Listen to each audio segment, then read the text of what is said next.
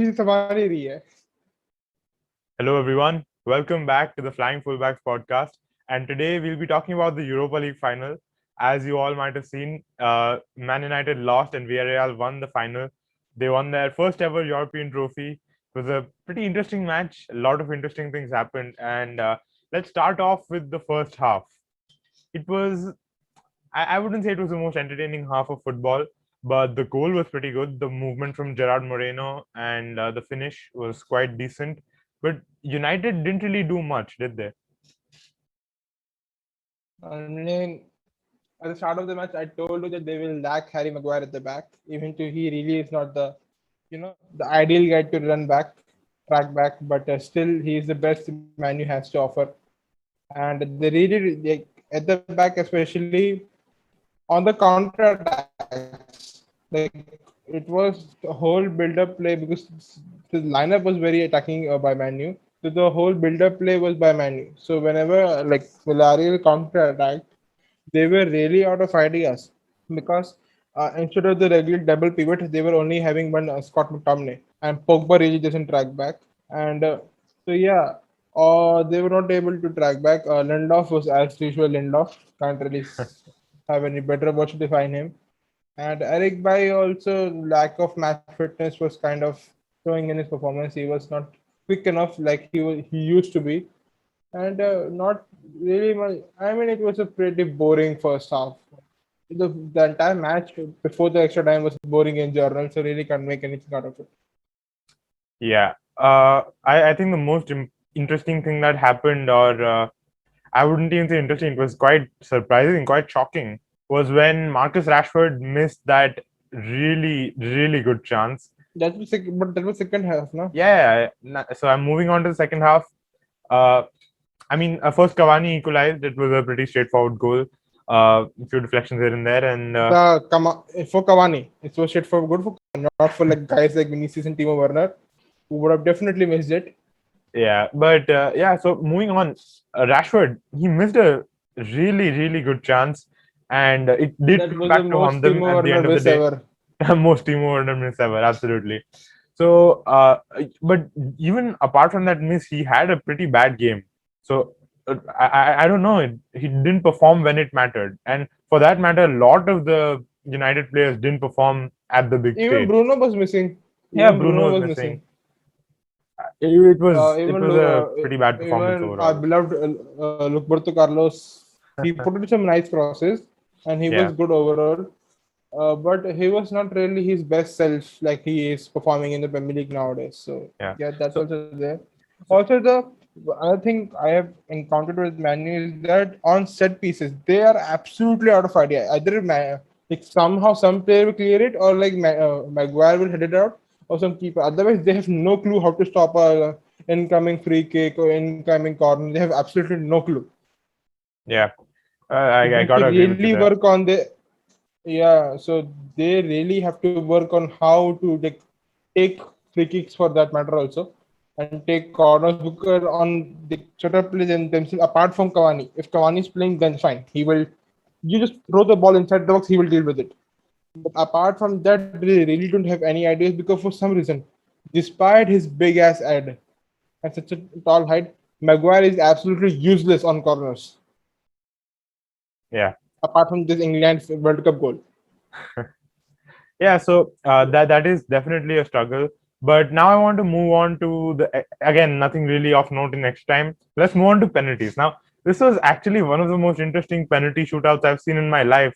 Probably the longest penalty shootout I've seen live. And Before the first thing this, that before surprised me, this, yeah, go ahead.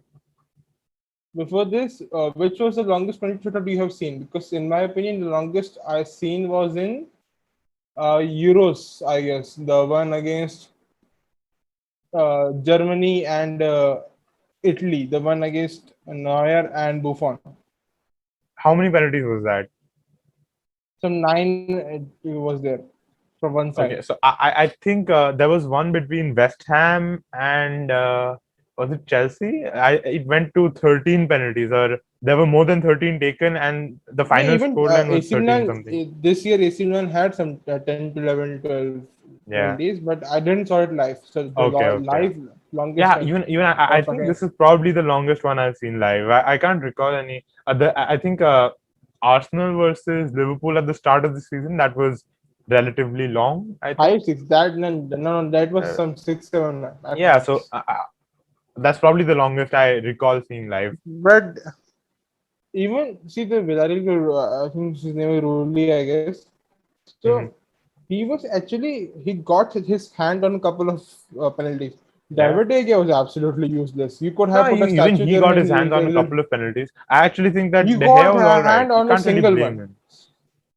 No man, I think No, no, two no. three he could have done better, He could have, especially and the for Rooney that matter, one. even Rooney could have done better if he had saved that Luke Shaw Yeah, penalty. Then they would have won it right there and then.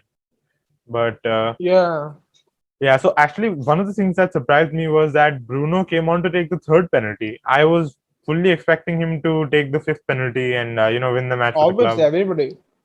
But yeah, Either he would take the first one or either he would take the fifth one. But since yeah. Mata came on for the first one, I was 100% sure when he came for third one, I totally caught me out of surprise. Uh, Again, so nothing really again out of the ordinary in the penalty shootout. A few good chances to save, obviously, for the goalkeepers. Ruli But should have saved that Luke Shaw especially, penalty, in my opinion. But at the end of the day, yeah, Ruli scored the winning penalty, and rather he scored the penalty that he needed to, and then saved David De Gea's penalty to win the match. And I don't think even he would have even thought of this ever, that he would win a European final by scoring a penalty and then saving the penalty from the opposition goalkeeper. I mean, when David De Gea went and they take the penalty, that moment itself, I thought, okay, this is not going in because his body language was not positive enough. See, to He be was just honest, like, I "Kya, thought, why I are thought, you're giving me penalties I like thought that?" that way. I thought that way for a few penalties, not just the David De Gea one. No, no, Dude, I was sure that see, at least Lindelof, come on, Lindelof scored a penalty. no, biggest surprise was for me was the Fred penalty. Yeah, for that matter, even Coquelin, he scored a very good penalty. I was not expecting that. Yeah, I mean, after when Fred scored a penalty, then everything was possible. Yeah. It was a moment that gave you hope and for life. That if Fred can score a European final penalty, then I think that's why when Lindelof came on, I was not very surprised that he scored. If he had missed, I was not surprised. But if he scored, I was not surprised. The So Fred one, I was like 100%, 0% chance, 100% faith.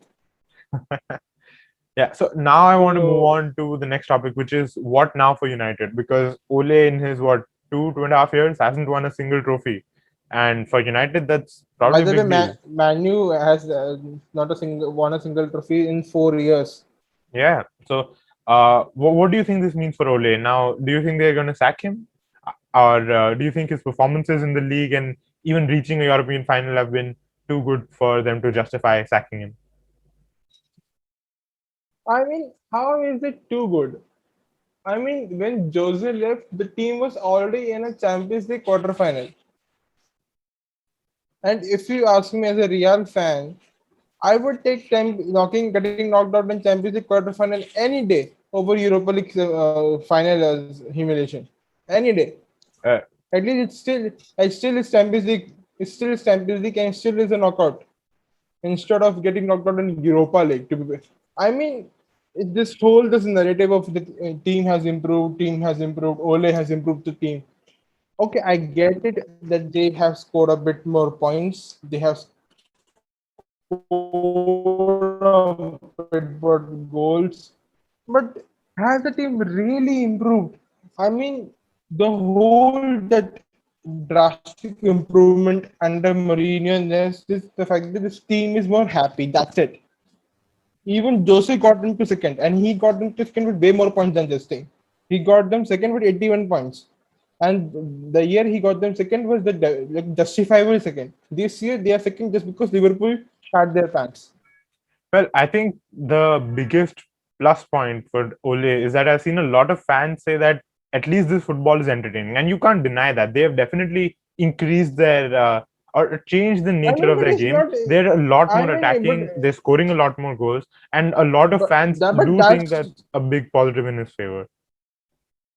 But that is whole. See, the whole narrative of the Man U has improved defensively, offensively is purely down to two players, and that is Maguire and Fernandez. And even himself, Jose himself admitted that he needed those kind of players because he was playing Mata and Lingard in place of Bruno and Smalling and Maguire. And no manager in the world can make Maguire look shit compared to Smalling. Well, If he you're also getting underutilized Pogba. He had a lot of problems with Pogba. Then, so no, but Ole has not got the best of Pogba. Ole definitely, hasn't it played has Pogba very definitely much. been better than Jose. No, for compare four season Pogba to for here. Uh, okay, I don't know what to say. A lot of see, I'm not even trying to argue whether he should stay or not. I'm just trying to say that I have seen a lot of I'm United fans, a lot of whom I personally know, I'm not say saying that that there has. I'm just saying that I think a lot of United fans, a lot of whom I personally know, are actually think they're better off with Ole because at least the football is entertaining. They say that from Yeah, 2013 to it's not. 2017, 18, it was mind-bogglingly boring. It was they just didn't But enjoy watching teams. just tell me, what is the United's manager like way of playing football right now? Like Guardiola has a certain way, Klopp has a certain play. What is United way right now? What is the distinct? Like every great team has a distinct way of playing. Now, who said this team is a great team? But it's like okay, not saying great team, but it's still second in the table now. Okay. It's somewhat good. It should have a certain way of playing. They don't have. It's purely like if Bruno will pass it to someone and something will happen. I'm not so sure about that. I'm not saying that they have not improved at all in 2.5 years. But it is I'm questioning the fact that is it enough? I'm saying their moral has gone up, this happiness around the club, a bit of like fans a bit more happy. But this bit more improvement, this just like 2.5 kind of improvement, is it enough for a club like Manu to like gain in almost 3 years? It's not about one season, it's almost 3 years now. Yeah, that's a fair point. And that's actually why I raised this question about whether you think he should be sacked or not. Because he is like the amount of points he has got this season would in the past 4 years would have got him third, fifth, and sixth. Yeah. So it's not like this season he has been marvelous. His team has been second. It's just out of because every good team in Europe, literally every good, traditionally good team in Europe this season has played so poorly compared to their season last year. Even Man City, who has won the league this year, has played worse than last year. Even though Man City finished second last year. So I still don't get your point. So you're saying that they did not deserve to be second, or well, because I'm if you're saying using, that yeah, they I don't deserve. think this is enough to justify that. Oh, because every other team has played so poorly, that's why United is just overrated. Because if every other team is playing poorly, then you have to you compare the use the same standards for United as well, right? Dude, it's not about the fact that he United. I'm not saying they are not playing poorly, but they are not playing as good enough as some people are making out them to be. That they have Okay, played no arguments getting here. second. So No oh, arguments here. they're No second. arguments here. Second, so definitely they are close. I mean, I'm not denying that even at me at some point got into the trap and thought, okay, this team is near to winning a Premier League. I'm not denying it. I fell for the trap. But after today's match, it is clearly on show that this team doesn't have enough squad depth to give Man City or even Liverpool, for the matter of fact, to give a run for their money in the Premier League. This team is still minimum 5 signings away, They and three definitely of need them is another centre back, a defensive midfielder, and a striker. Maybe a different right back. I don't know. I know some people are disillusioned with Van Bissaka, but So you himself, you're agreeing the fact that they still need a proper three first team oh replacements. yeah, I never denied that. Again, Yeah, I'm not trying to argue that this United team is a great team. I'm not trying to say that Ole is a better manager than Jose or whatever. I'm just trying to show a few different perspectives. But anyway, that's what I think. You know what Asitwa thinks. Let us know what you think down in the comments below. Also, let us know your Champions League predictions. We have the Champions League finals in a few days, so let us know what you think. And thank you for watching.